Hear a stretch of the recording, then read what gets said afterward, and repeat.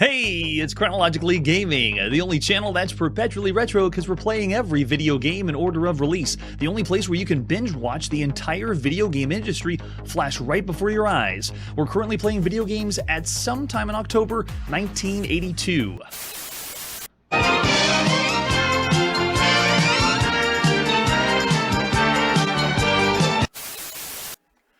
And we were last playing Colorpede on the TRS-80 Color computer, a very well done Centipede variant. Let's see what is next after this commercial break. Moet je kijken wat je allemaal kan doen met Videopac. It's time to go to Europe. Doe mee met de speurtocht naar de ringen. Oh, so cool. He's stepping on it like the giant keyboard.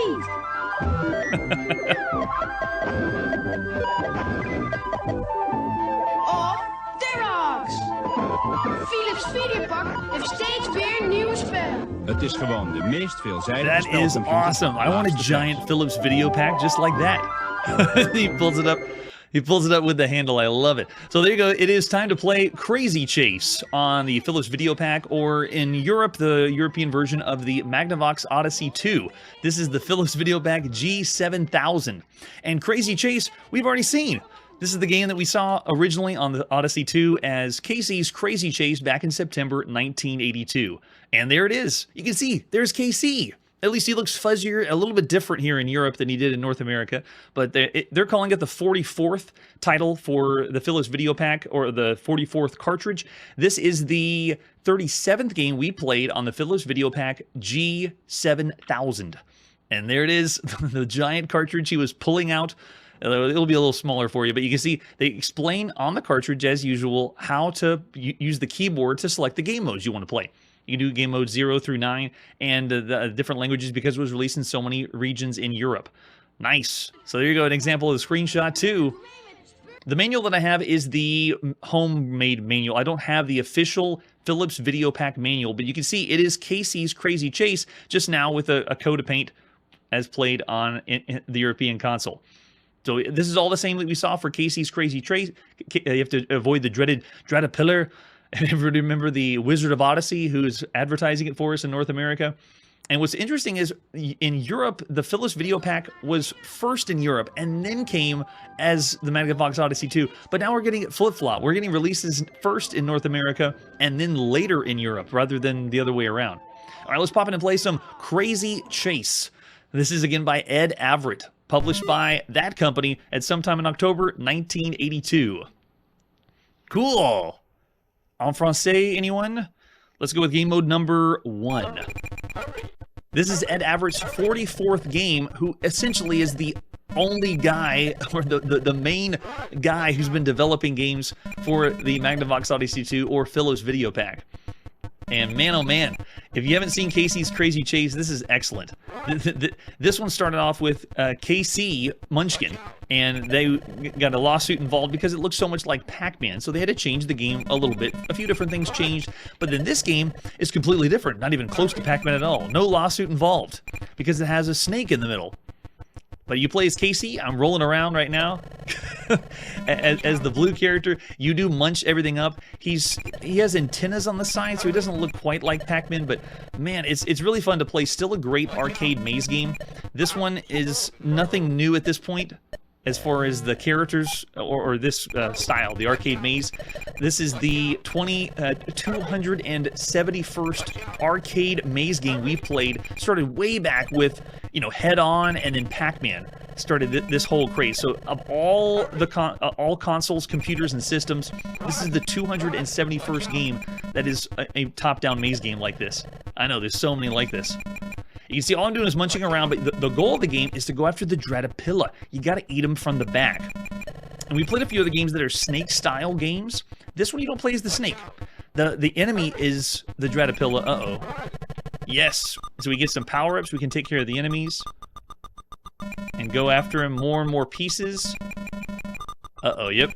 He's running scared now.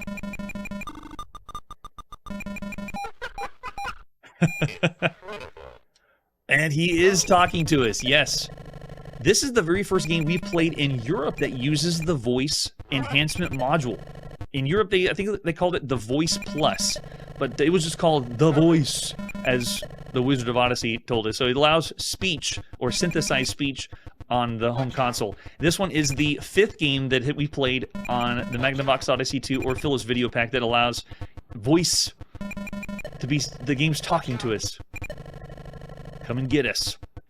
All right, let's make our way around. Got to go get that Dratapilla. Now, I'm playing just the base game, the level 1, and if you saw when we played this on the Magnavox Odyssey 2, it has other game modes where you can go in and make modifications to the game and essentially make your own style game. So it has like an editor involved for maximum replayability. Really, really fun. All right, let's go for the tail.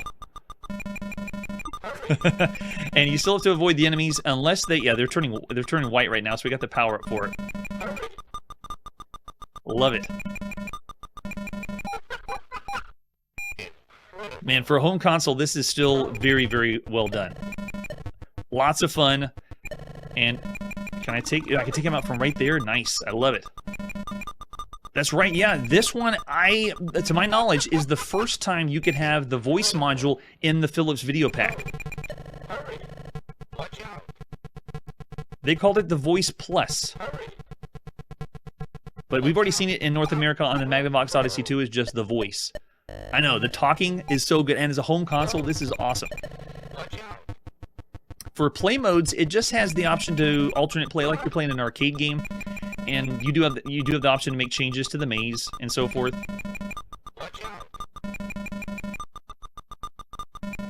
But gameplay's fun, and this first maze mode, man, it's so charming when when Casey's laughing at you. He's just having fun with us. Yeah, still a blast to play. It's awesome. Now, it's a Pac-Man style game. Of all the games we played up to this point, the games that don't play like official Pac-Man, and I even consider Atari official Pac-Man. Can I eat that one? Yes, I can. Ah, you can take the pieces apart of the Dratapilla. That's so cool. But all the games that play like Pac-Man across all systems, this is our 115th Pac-Man variant, or a game that plays really close to Pac-Man. And then he winks with the antenna. It's so cool. All right, let's go back in again and go on the side here.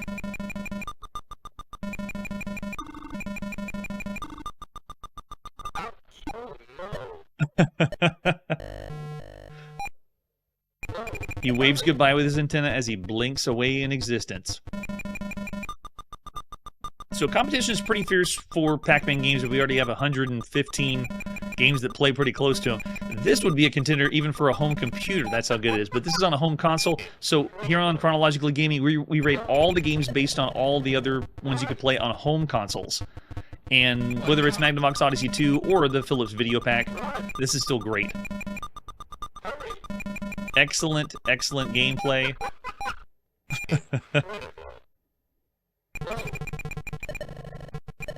And I'm just playing on game mode 1, but you can see how the game plays and responds. Control is fantastic. It uses the same digital joystick controllers that are on the Philips Videopac and the Magnavox Odyssey 2. But it feels responsive, fast, colorful, and because of the ability to make changes to the map, you and your friends would just have a blast with this. And like we saw in the commercial, you just push reset on the keyboard and then change the game mode up and continue to play. It's very rarely we see a video game character with this much animation and charm and style. Like, notice that when I move, he rolls. They were trying to make his animation look different than Pac-Man, you know, to avoid lawsuits. But whenever you stand still, see, Casey just stands there and then does a little animation like that. Awesome. Lots and lots of fun. So even though Europe was a little bit late to the party, this is still a very, very good game. I'm still going to say it's one of the best games you could play on any home console, just like Casey's Crazy Chase was in North America. Yeah, Curtis has already thrown out a 4-star rating. Yes. Yeah, the great voices and charm, definitely. Yeah, I'm even going to go higher than that. We gave it 4.5 whenever we saw it on the Magnavox Odyssey 2, and I'll say the same. it's still a 4.5 game, even though it has a different flavor. They really didn't change too much. When we went from Casey Munchkin, then we went to the European version, they did a change of a few things, very little, but this one is pretty much staying true to what the original had. So yeah, this is excellent. 4.5 stars, one of the best you could play across all home consoles. Lots of high ratings in the chat. I see 4 and 4.5 stars. Sweet. All right, let's keep pressing forward, playing every video game everywhere, all over the world with our next title. Our next release is Crazy Chewy on the CreatiVision. And if you're not familiar with the CreatiVision, it had a few other names like the Dick Smith Wizard in Australia or New Zealand. It also had other names like the Educat or the Hanamax. So this was released first in Hong Kong, and then it went to other regions, and they all had different names for this console. We're calling it the CreatiVision, and most of the games we've seen on this console have been really, really good. It was kind of like we were playing ColecoVision before ColecoVision came out. So here we go, Crazy Chewy. Let's get right into it. This is the 8th game we've seen on the CreatiVision, or this console, no matter what you call it in different regions. Crazy Chewy, look at the front, 1 to 4 players. This console only has 2 controller slots. But it does say 32 video games, and by that they mean variations. So CreatiVision does what the Atari does. Lots of different variations of the same game. Lots of different ways to play. You can see the front, it looks like we got a giant ghost looming over us with a, I would say avant-garde Pac-Man. I don't know, they're going for a different smile there. Yeah, right, Puck? If you're in New Zealand or if you were in Australia, you know who Dick Smith was. He was the electronic king. All right, let's flip it over the back. Anything else for Crazy Chewy? Just give us an example of the screenshot. Oh, look, it looks very arcade-ish. 2 controllers. You also need overlays, just like you do with the Intellivision or a few other of the joysticks with the numpad. All right, so after that, let's see what other art we have for Crazy Chewy. As you can see from the front, it's another arcade maze game, making our 272nd arcade-style maze game. This one obviously is playing off of Pac-Man, so it's the 116th Pac-Man game. Another one for a home console. There's the overlay, and we've seen this for a few of the overlays on the CreatiVision. Why do they even need the overlay? All the overlay is just has some pictures because, look, it's the same start buttons. You don't use any of the other buttons. All you do is, well, for this one is Pac-Man-like, so you just need the joystick, but there's no reason to have the overlay. You can play without it. It's nice seeing the pictures, though. There's the cartridge we're going to pop into our CreatiVision. And there's the example of the screenshot. Oh man, I'm excited for this one. Let's pop in some Crazy Chewy and play. This is by VTech at sometime in October 1982. Oh, we got good music. The game begins with an attract mode just like it does on the Atari home consoles. But this one is very unique because of the different gameplay styles. We didn't include the manual for this one, but there is another version of this because this was released in lots of regions as different names. It could have been called Crazy Mooney, Crazy Pucker, and then later we're going to see it released as Crazy Chicky. I was able to see that release because obviously, look at this. This looks like an arcade cabinet. This looks so close to Pac-Man and plays so close to Pac-Man that they had to change the game of what it looks like and play. Yeah, I mean, look at that. The presentation's amazing. I love the art on the side, and it even has the pseudo-vertical resolution, even though it's not an arcade game. So good. Oh, that's true. Well, you're looking at one game mode, Pal Puck. It has lots of different ones that you can play. And now this is doing the attract mode. We haven't even gone into the game itself yet. But let me show you some of the different game modes. Like, for example, this is game mode 1. If we wanted to play this is a slower game mode, the one that you saw before. But we can go to game mode 2, 3, and watch this. If I play this game mode,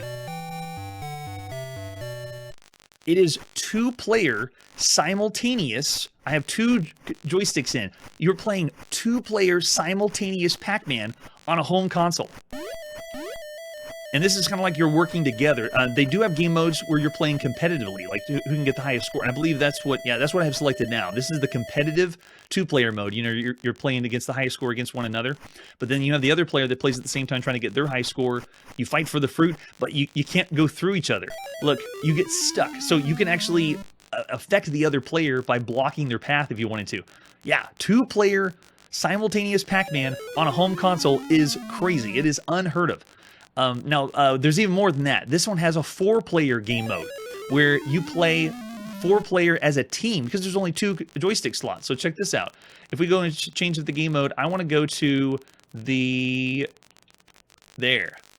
2-player team game mode, where you and a friend and 2 other friends play at the same time. And what you do is you're racking up points. I think I did the same one together. Yeah, hold on. Let me switch to, maybe it's game mode 8. And do this one.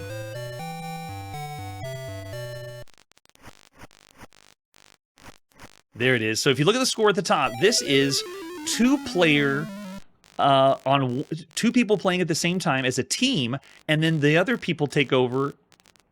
Then the other team takes over and plays 2 people at the same time, and you try to rack up together more points than the other team. So it's a 4-player game. It's not 4-player at the same time. It's like a 4-player alternating team game, which is so rare. I mean, that's amazing that you and a friend can work together and play Pac-Man at the same time against another 2 people that are playing Pac-Man against each other at the same time.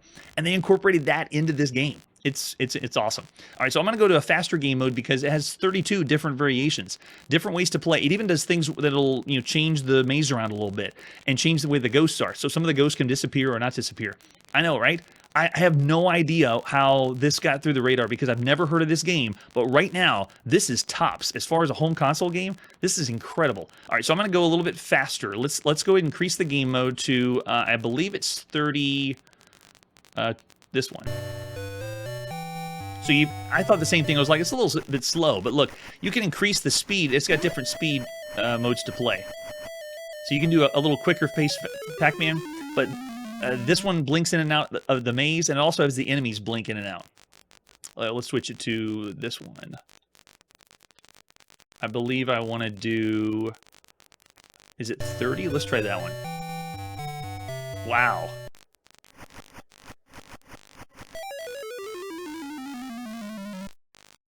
That's a good point, Manly. In the home console world, I was thinking maybe it was Ladybug on the ColecoVision, but no, they've never included this as the side art. I have it here on the show, as a bezel when we play arcade games, but this is a home console game including artwork on the side. Once again, a home console that I had never heard of. It continues to impress. Majority of the games we played, again, this is the 8th game. Most of the games for the CreatiVision were awesome. In fact, this one has a release date of 1981, at least the copyright on the game. This game was so good when I played it that I did not want to include it as one of the games released at some time in 1981 because it was too good. I was like, there's no way this actually could have been released in 1981. It's possible maybe it was somewhere in Hong Kong, but oh my gosh, it's just too good. All right, let's go with game mode, this one. There we go. This should be 1 player, and then that's still slow speed. Oh, this one has the invisible room. Okay, so no, I don't do that one. Let's go with the next one. Try that one. When we see this again as crazy, that's the way I want to play. When we see this again as Crazy Chicky, then I found a manual for that one that'll go through all the different game modes, but it's kind of the same. It changes the gameplay actually a little bit, but not too much. Notice how smart the enemies are as we fly around. The carrots run out so fast. So this is one of what you would consider a harder difficulty than the other ones. Oh, that's a good point, Curtis. Yeah, we had some pinball show artwork on the outside because they were trying to give you the aesthetic that you were playing in the arcade as well. Nope. Don't even... Look at that. They're faking me out. Let me see. I should have gone on the warp on the side. Yeah, they're so fast. And when you do finish up the map, you go to the next one. It's a different maze than you had before. So it's a maze that you can change every time. But it doesn't have what Casey's Crazy Chase does, which allows you to change the map to what you want. A level editor is even more rare. All right, so this is a This is a very good Pac-Man game, and some of the best of the Pac-Man games you could be playing right now on home consoles include, Casey's Crazy Chase, Casey Munchkin, Ladybug on the ColecoVision. They're all very, very good. Cat Tracks on the Emerson Arcadia, but I would say this is better than Cat Tracks. Lock and Chase is another one that's on the Intellivision. That's a really good one. But I'd say this is even better than that. As far as a maze game goes, oh man, your temporary on the harder difficulty, your invincibility runs out so fast. I think, yeah, that's my last one. Can I even catch up? Look at that. Gosh. And then now we're going to see how good the artificial intelligence is on the console coming at us.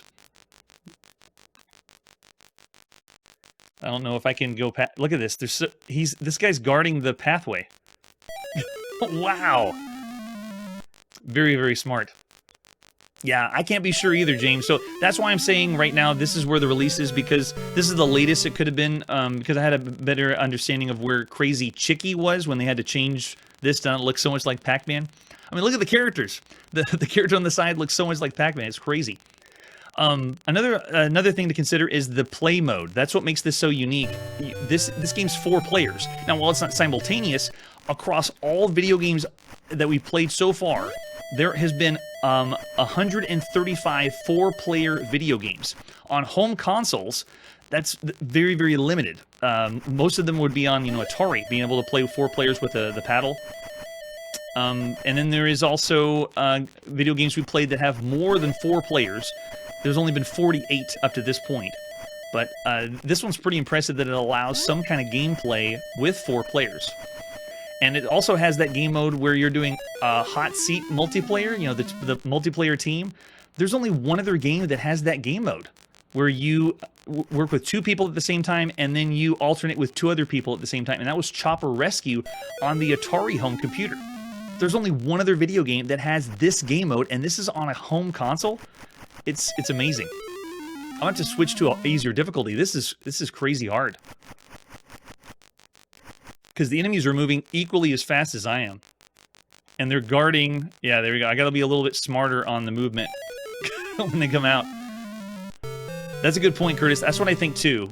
This was so good that I couldn't say it was 81. I have to say this is when the release of this game came out. Yeah, but I'd like anyone to look in further, because this is a home console. It's a little more rare. All right, let's go in a little bit, change it up, and go to easier difficulty. Let's go back to what you would expect when you first play, which is the first game mode. The maze is not invisible, the enemies are not invisible, and you move just like this. But so do the enemies. They move a little slower too. Now, the other game mode that you can have is 2-player simultaneous Pac-Man, which the only other, well, I should say the 2-player simultaneous and the 2-player competitive in one game is very rare right now. And be able to do that with a Pac-Man game like this is awesome. Yeah, of all the games we played so far, multiplayer, cooperative, co-op, and competitive multiplayer at the same time, this is the 24th game to do that. 24. That's it, across all systems that allow both game modes at the same time. And then the only other game mode that has that's a Pac-Man game like this with competitive and cooperative multiplayer simultaneous was Ghost Hunter for Atari home computer, Mouse Attack, which was on home computers, Super Tank, which was in the arcade, and that's it. There's no other game. By the way, Ghost Hunter is the only one that had a competitive game mode where you could play 2-player competitive as a top-down maze game or a Pac-Man style game. It's incredible. I'm still losing on the slow, man. Yeah, Ubiquore's even going 4.5, one of the best games you could play on a home console right now.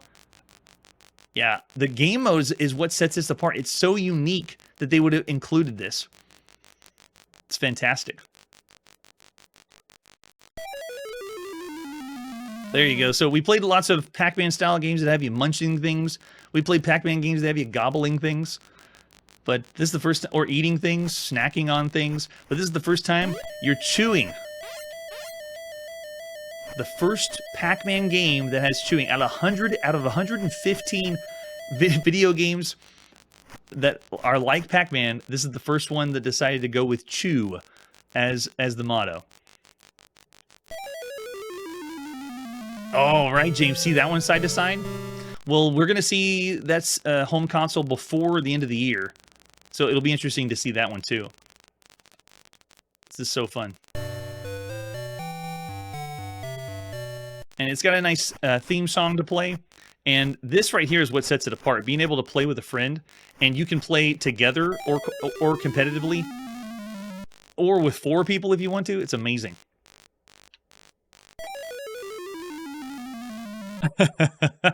That's right, Curtis. There is a lot packed in. There you go. That's Crazy Chewy. Very, very surprised. Now, if it did come out in 1981 in Hong Kong, then it would have been an easy 5. This one's still an excellent title. Of all the games you could play right now on a home console, I have to give it a 5. I have to say this is still one of the best. This is top tier video gaming on a home console across all home consoles because of the game modes. It has the different variety of game modes that we've seen like other Atari games on that console, but this one is Pac-Man, and it's offering you the ability to play at the same time, competitively or cooperatively, or as a team. It's just great. Yes, amazing. Really amazing.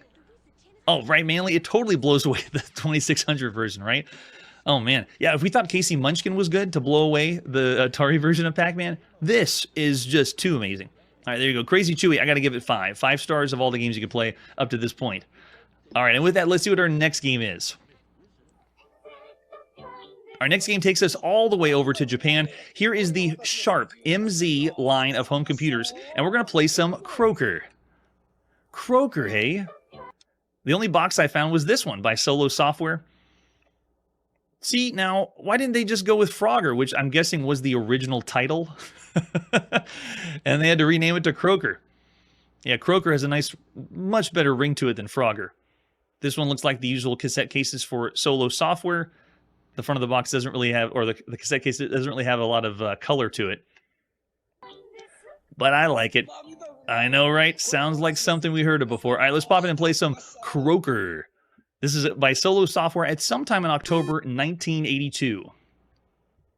I know, Hunter, another one. I'm so excited. So this one I'm going to load up because the Sharp MZ line of computers did not have BASIC. You had to provide your own BASIC with a cassette tape. So I'm avoiding everyone the time to pop in the cassette, load BASIC, wait for BASIC to load, then load the game, and then we'll switch out the cassette with the game cassette, and then load that game. But here we go. We're in. There it is. Croaker.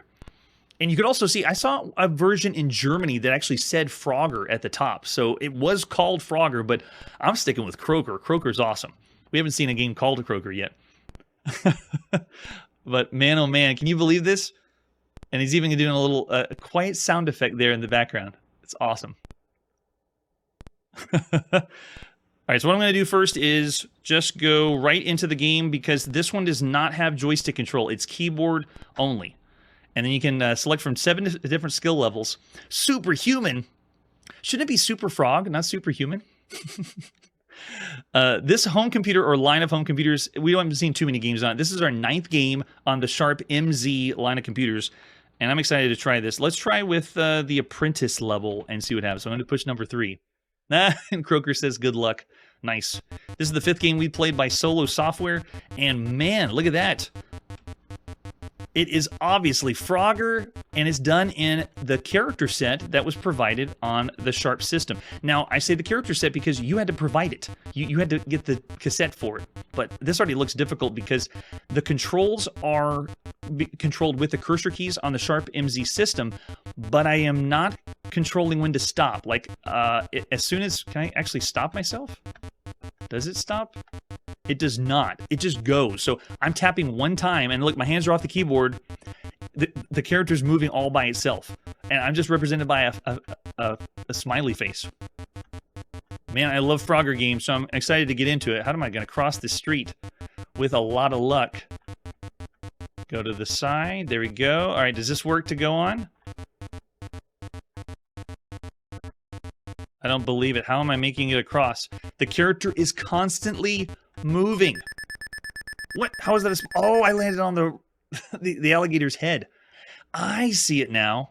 You have to kind of pull yourself back and see the alligator at the top. Does everyone see that? It's represented by the 2 zeros. Oh, that's true. Maybe it's spacebar. Space. No. It's not letting me stop. Usually I can tap the same character, the cursor character, but it's not stopping.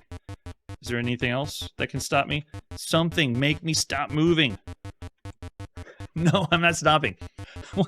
It may not have been programmed well with the. I'm just floating along whenever I play the game. That's amazing.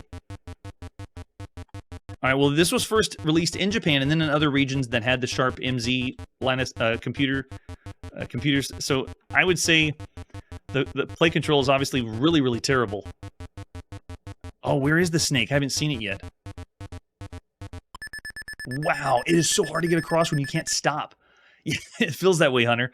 It's moving I mean, look how many objects are happening on the screen that you have to dodge. Wow. You can get splat or squished. Yep. And if you walk into it, you die. Hey, I got a new high score. I'll take it. Put your name below. Oh, we can put our whole name in. Nice. Yes, there we go. Apprentice level. Do you want another game? Yes. Can we change it up? We can. Cool. All right. Oh, it does have instructions. This is a game of animal warfare. You help the frog overcome the obstacles in their way as they go home. First to the motorway, you have to avoid heavy traffic, then a river where you hop from boat to log to raft to crocodile, and you have the cursor keys, and it says to stop, press the space bar, but I did. Points are rewarded on lily pads, and then it shows you what everything... Oh, yeah, there's even flies to eat. Nice touch. And snakes are death. Okay, let's start on beginner mode then. Go easy on me, Croaker. This is my first time. Oh, now it works. What? I just tried spacebar before, and now, now it's stopping. Maybe when we read the instructions, they unlock the spacebar. I just tried it. I'm amazed that it just worked. All right, stop. Oh, you got to be really careful though, man. It's so fast. That's right, Hunter. You got to have some lore. How are we gonna know what's Croaker's motivation? Oh, and this one's also interesting. Watch what happens when I stop. Look how quickly everything moves. But as soon as I move again, everything slows down. That's where they get you. This is our 227th game we've played in Japan, or video game that originated in Japan. 227 Japanese video games. No, you gotta get straight on to pick up the other side. Man, this is tricky. This is really, really hard. Especially when you start to move, everything is slowing down. And you have to think about that timing. This one is our 25th game that is a Frogger variant, or a game that plays like Frogger.